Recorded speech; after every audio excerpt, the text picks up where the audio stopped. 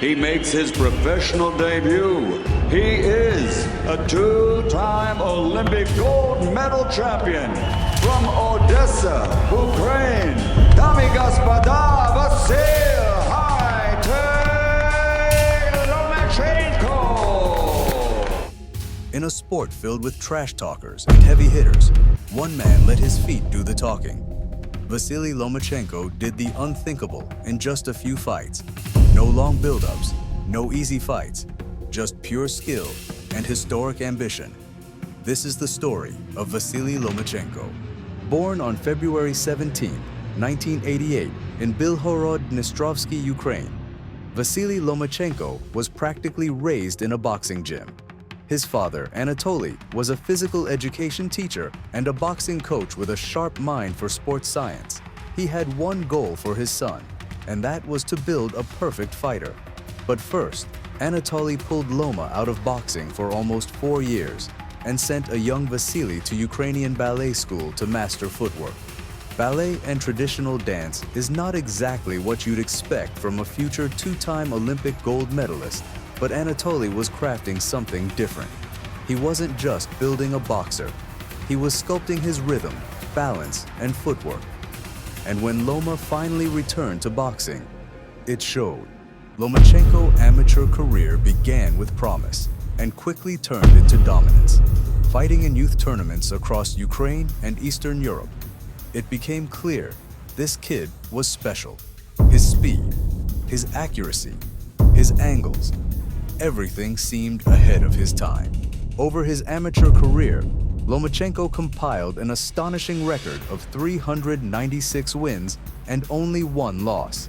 And yes, he avenged that one defeat twice. In 2008, Loma represented Ukraine at the Beijing Olympic Games. He didn't just win, he dismantled his opponents. Fight after fight, he displayed footwork that made opponents miss and combinations that punished them for trying. In the finals, he faced France's Khadafi Jelkir and made it look easy, winning by a score of 9-1 and earned the gold medal and was awarded the Val Barker Trophy, given to the most outstanding boxer in the Olympics. And at just 20 years old, Lomachenko was already a global name in amateur boxing circles. Many fighters would have turned pro after that. Not Loma. He wanted to do it again. So in 2012, Lomachenko entered the London Olympics with one goal: to win a second gold. Now fighting in the lightweight division, he was sharper than ever. He once again cruised through the competition, outclassing his opponents with surgical precision. And in the gold medal match, he faced Han Soon-chul of South Korea and dominated the fight, winning 19-9 and securing his second Olympic gold. After winning 2 gold medals, Loma made his professional debut on October 12, 2013, on the undercard of the Juan Manuel Marquez versus Timothy Bradley fight. His opponent was Jose Ramirez, an experienced Mexican fighter with a record of 25 wins and just 3 losses, a man who had fought for a world title just a year prior. This wasn't your typical debut. This was historic. From the opening bell, Lomachenko showcased why many believed he was already a world-class fighter. His footwork and angles were on a different level. He punished Ramirez with crisp combinations and broke him down with relentless bodywork, and by the 4th round, Ramirez could no longer take the punishment. Lomachenko dropped him with a vicious body shot that Ramirez couldn't get up from. Loma wins by KO in round 4. With that win, Loma had made a statement. He wasn't here to rise slowly. He wanted history. In just his second professional fight, Lomachenko challenged for the vacant WBO featherweight title against Orlando Salido, a grizzled Mexican veteran with a record of 40-12 and a reputation for bending the rules. The fight was controversial from the start. Salido came in overweight, essentially making it a non-title bout for himself. And throughout the fight, he landed repeated low blows and clinched excessively. Despite the dirty tactics, Lomachenko came on strong in the later rounds, outboxing Salido and nearly stopping him in the final round. But the judges gave Salido the split decision win. Lomachenko had suffered his first professional loss in just his second bout, but the boxing world saw through the result. Many believed Lomachenko had been robbed.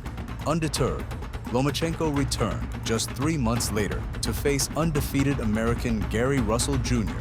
for the vacant WBO featherweight title once again. Russell was fast, slick, and dangerous, but Lomachenko was special. It was a high-level chess match for most of the fight, but Loma was simply too skilled. He outboxed, outmaneuvered, and outworked Russell to win a majority decision and became the WBO featherweight champion. Only 3 fights in, and he was already a world champion, tying the all-time record. In his first title defense, Lomachenko faced Thailand's Chonlatarn Piriapinho. Despite injuring his hand mid-fight, Loma dominated with his footwork and angles, cruising to a unanimous decision. Next, he took on a Puerto Rican contender, Gamaliel Rodriguez, in May of 2015. Lomachenko controlled every round, then dropped Rodriguez in the 9th before stopping him in the 10th. Over the next couple of years, Loma was virtually unbeatable, beating guys like Nicholas Walters, Guillermo Rigondeaux, Miguel Mariaga, and Jason Sosa, all top-tier fighters that he made look ordinary, and most of them literally quit on their stool. By 2020, Lomachenko had unified 3 major lightweight belts. He was the king of the division. But then came Teofimo Lopez, a young, brash, and powerful fighter, and the two met in a highly anticipated unification bout in October 2020. For the first half of the fight, Lomachenko was oddly inactive, not moving a lot, or not throwing a lot of punches like he's used to. But then he came alive in the later rounds, but that wasn't enough. Lopez won by unanimous decision. Lomachenko lost his belts, and he later revealed he had a shoulder injury going into the fight.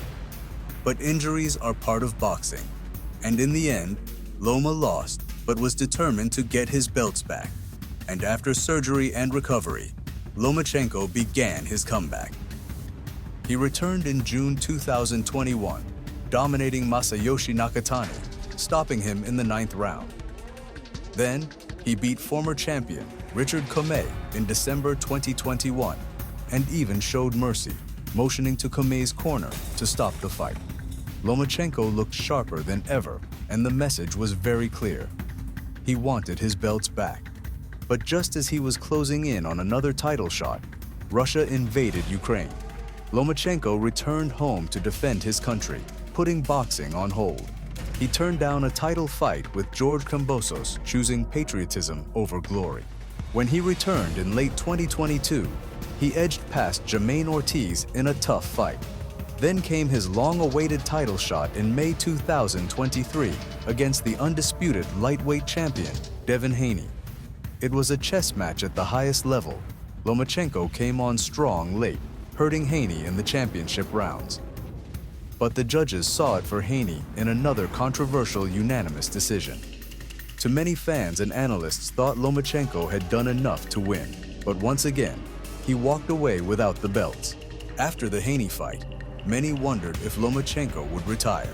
Instead, he returned once again in May 2024, taking on George Kambosos Jr. for the vacant IBF lightweight title. This time, there was no controversy.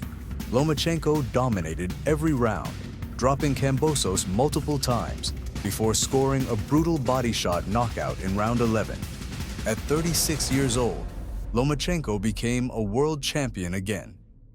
It was poetic, a return to the top, and after taking time off, Lomachenko decided to announce his retirement in early 2025. He walked away on his terms, a champion again. Loma was the fastest male boxer to become a world champion in just 3 fights. The fastest to become a 2-division world champion by his 7th fight. Fastest to become a 3-division world champion by his 12th fight. First fighter in history to win a world title in 3 weight classes in fewer than 15 fights. He won 2 gold medals and will go down as one of the greatest fighters in history. Thanks for watching, and don't forget to like, subscribe, and hit the bell for more boxing stories.